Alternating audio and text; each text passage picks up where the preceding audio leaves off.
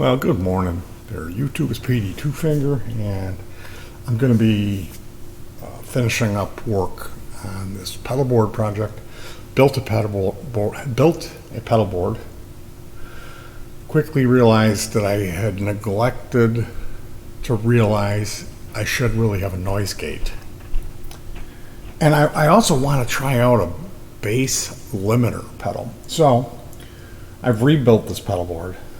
And building a pedal board the way I did it, which was like dumpster diving for the wood materials, it ended up, it was a decent amount of work. Mind you, it's work I would consider fun work. Now, through the process of doing this, I found myself doing a few different things to improve my techniques and patterns of working.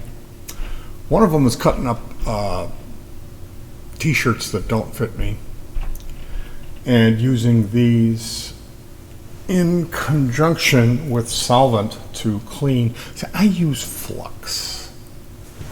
Let me show you what I got going on here. Where is the flux? Oh, here it is. So if you talk to a pro, a tech, or an expert, they will tell you never use flux. I use flux all the time. I do not solder without it. This is the latest vessel that I use for my flux, which I think it's like a gravy. As you can see, it's paste flux. It's fairly thick. I have two applicators. This is the one that I really use. This is it's a brush, like I had a bristle brush for cleaning out like a large syringe, and because of the intertwining wires wrapping around, when you stick this in and pull it out, oftentimes you'll get that little whippy dip on there. You see that little whippy dip of flux? And that's really great for applying it. Here I have, I don't know, it's some kind of a dowel. I've drilled it out. There's a WD-40 straw. And there's some kind of stainless steel spring with a rod coming out of it. Those are really interesting, but when I'm finished soldering, I like to take, and forgive me if you've seen all this stuff, I like to use these Ronson bottles, and that will just help me dispense a little bit of 90 or 70, whatever you got, rubbing alcohol. Now the thing with the paper towel is it leaves behind a remnant, and I'm not fond of that remnant.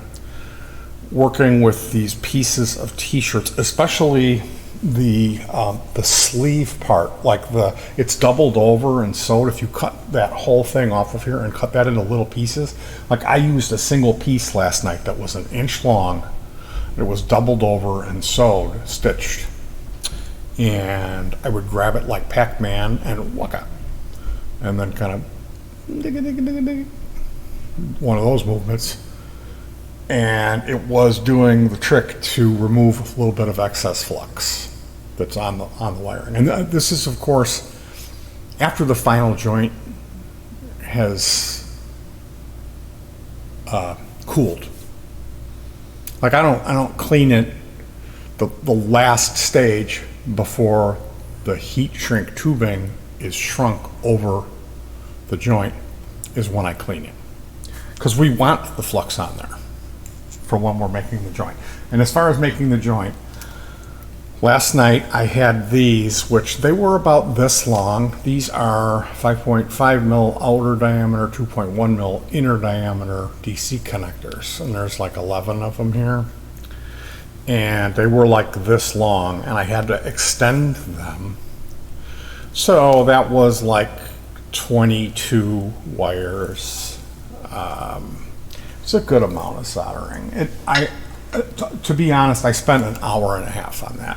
Now, I did put on a movie, really a bad movie. Johnny Knoxville and Tom Sizemore. Tim Allen and a bunch of other people, Dennis Farina. And it was like a suitcase, like Quentin Tarantino ripoff, and I don't know, there was maybe some mob people, there was some hits, and a lot of like samba music, like bumbo, like kind of like somebody would get shot, and then dance of the tango, like really loud. And I like movies where the music doesn't just come out of nowhere and like blaring. You know what I mean?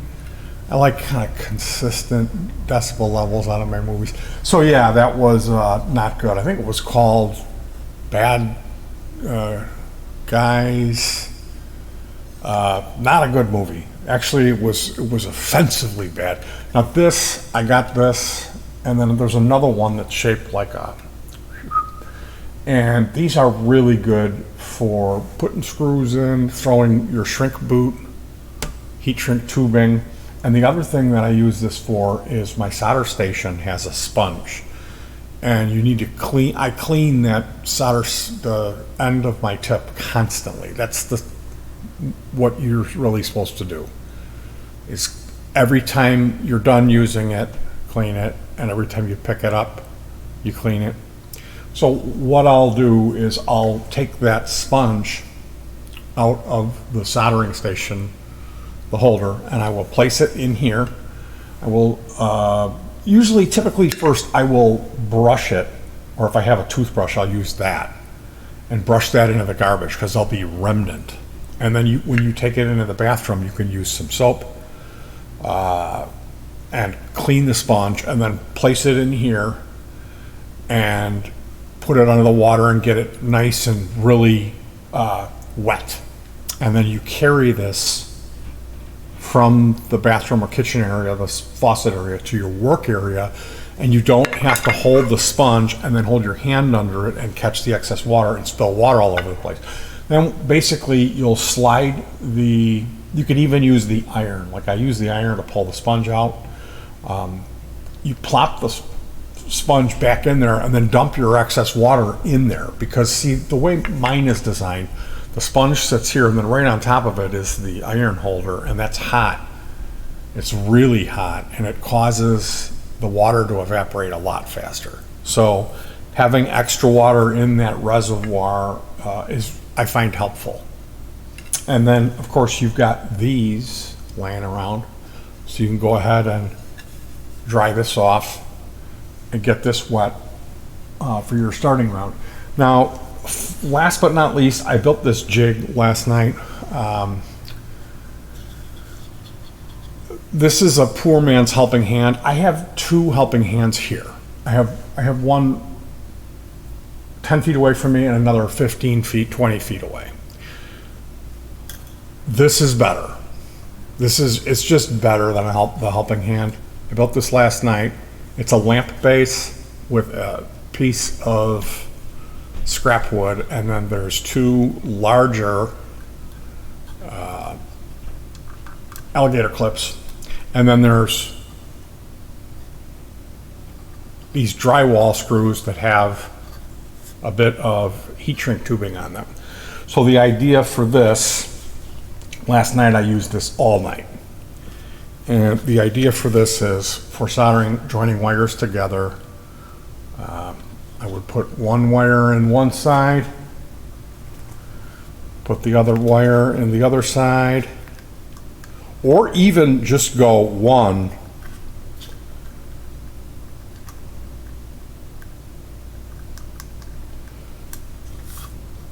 and you do have to bend them around to make them match up, but like this.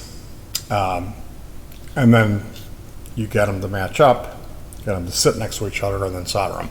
The other thing is I wrap solder around these clips and have it stick out, so I'm always getting solder there. I might put in a couple of, like maybe a clip here and a clip here to hold pieces of solder sticking up, so I can just get solder with my tip. The other thing that I was doing was this was sitting on the table, and I would come in with one hand. I would hold the wire on it, like come in and buddy them up, and then bing with my other hand with the iron. So this tool, the ones that you buy, they're like $10, $15, and they have two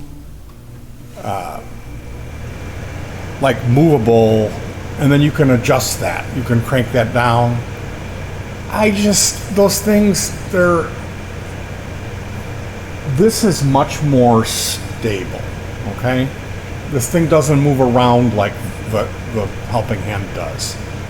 Even if you take this ridiculous magnifying glass off of there, it's still, this is better. It just is. So, yes, of course, you could use the helping hand and sit there and fiddle with it. But if it's moving around, you gotta like grab the base and then get in there because it's moving around so much to even activate. This one I can do it one-handed. I can open these one-handed. It's not going anywhere. This worked really well for me last night. I did put some pads on the bottom, which are, of course, from the dollar store. And I was able to do this. And they're nice. They're like, it's all done nicely with shrink boot. I don't have to worry about any of these bad quality soldering. It's all done really well. And a lot of the reasoning why they turned out good is because I was happy with my tools. And again, this might not work for you. You might see that thing and be like, he's just an idiot. How long did it take him to make that thing? Well, it didn't take long. Trust me, something like that, you would be surprised how quickly I can work. When I have an assistant who's like, get the paintbrush, get the black paint, get the hair dryer, quickly kind of knock it out. So yeah, I'm thrilled to be finishing up the pedal board for my old lady, and then she'll be working towards figuring out, like, when you turn the auto on, you need to turn the compressor on or not, that type of stuff. Does the phase shifter go with the overdrive? Answers to things that I don't even know. So, I hope you guys have a good weekend. I am not looking forward to this. She's at work right now. She's going to be coming home in 2 hours. I've got to hook all of these 21 of these wires up, or whatever it is, 20, 18, I don't know. I got to hook these up. There's 2 Vero strips of 2 for positive and negative, so the battery packs come up to a switch, and then the wiring comes out and hits this strips, and these come through the top of the wood and then go into the strip. So each one will be custom cut and then soldered into the strips. And I've got 2 battery packs, so I got to divide it in half, basically. And there is one pedal that we're still waiting on that probably will be here within a couple of weeks, being the bass limiter. So I'm going to work on that for a couple hours. When she comes home, we're going to swap air conditioners. There's an air conditioner in my kids' room that she bought for my kids, and it's significantly colder than the older one we have in our room. It works fine like now, but when it's upwards of 90 and 100 degrees, it doesn't really cool enough. And we've got this other one that's much newer and more efficient, I would think. So one of the things that I like to do is remove the window unit air conditioner, take the chassis off the top, throw it in the trunk, and I mean, they're really heavy. And then drive down to the do-it-yourself power wash or car wash. And you make sure the guy's not looking, pop your trunk, pull 2 of these air conditioners out, and then you power wash the radiator, and a lot of crap will come out of there. Then your air conditioner runs a lot cooler. You really do need to clean them, and they haven't been done for, I think, 7 years. So the thing about it is, like, I use 2 sheets of 3/4 ply and run lag bolts through it when I put an air conditioner, and then I'll put foam all around it, like foam rubber to insulate it. And then, like, there's a cutout with a fan unit, a push-pull fan, and I've got a board that's in a track on the inside that slides up to, like, open that or close it, and then the outside it's screened off. So disassembling all that, it's not really that big of a deal. It's 4 lag bolts, and then it basically comes apart into 2 pieces, and then there's that foam. But the thing is, the air conditioners are different dimensions on the height side. I think we're okay on the right to left because they have those waffle things, but the one in the kids' room is 1 inch shorter. So I'm going to have to extend the boarding in our window, and I'm going to have to cut the boarding in the kids' window. And anytime I do any lifting, like I've got to basically lift it out of the window, carry it to the back patio, take the cover off of it, put the electronics in some bag, like plastic grocery bag, and tape that off so it doesn't get wet when we power wash it. There's a module, and then the cable has a GFI breaker on it. So I bag all that up and, like, masking tape it. Then it's pick it up again and put it in the trunk.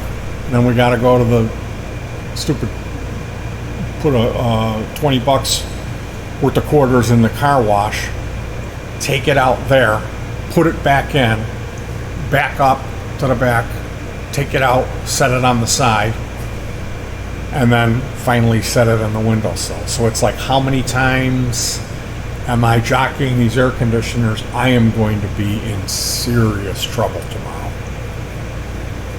And Gamti is pissed. She this week I was bad, and I didn't bother her yesterday.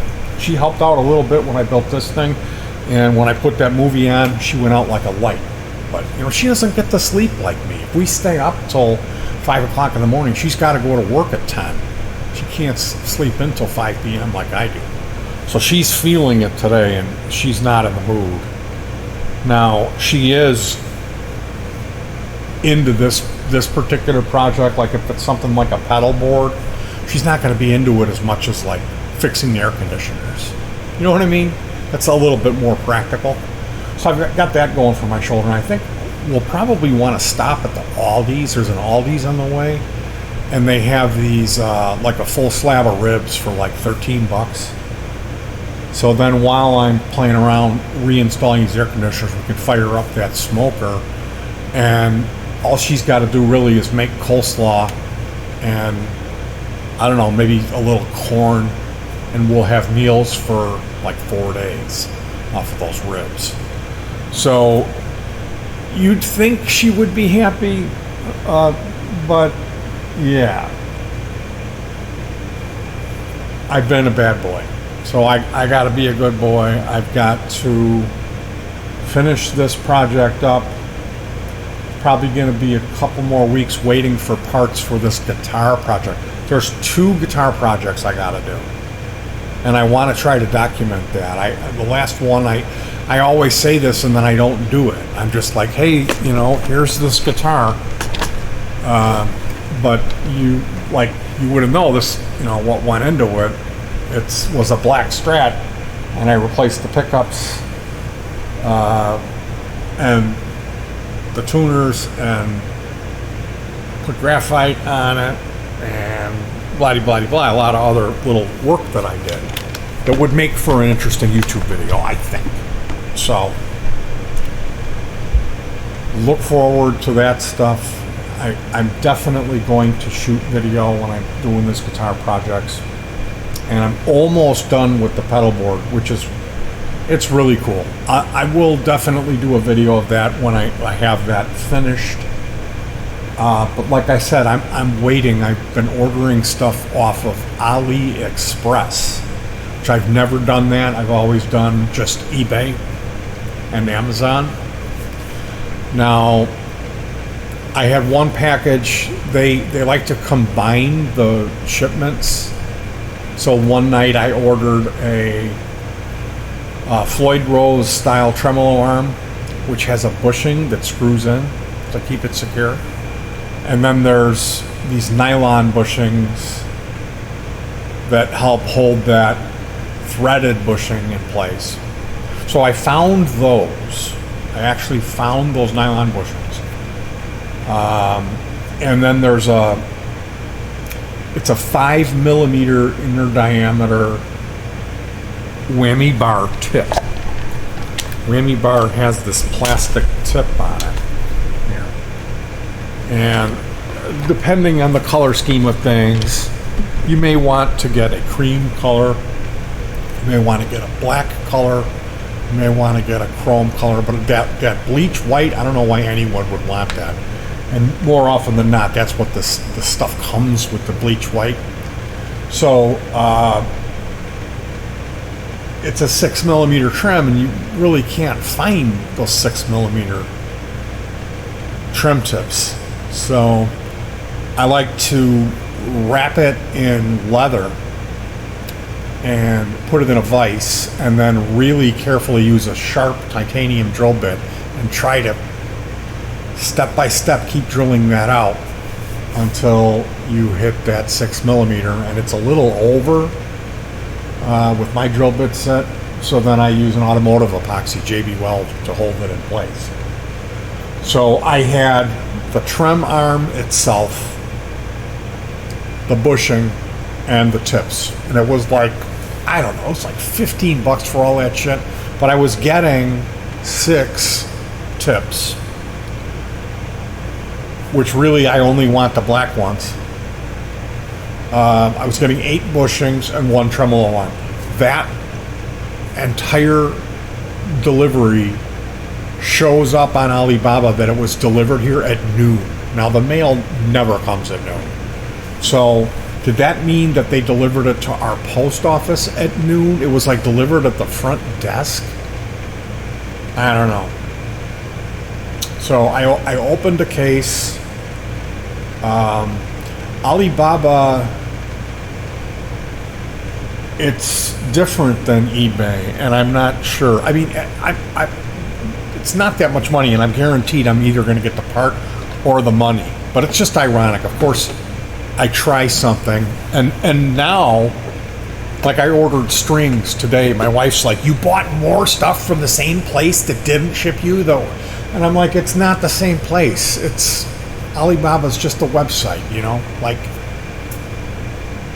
And immediately after ordering 6 sets of these Diodarios, I look it up and it's like, are there fake Diodarios? Of course there are. So I'm guessing I just ordered 6 sets of fake Diodarios because they were a good price. So that's my life. It's never easy when you try to do things on Petey's zero budget. All right, you guys, take care of yourselves, hug your pets, and peace.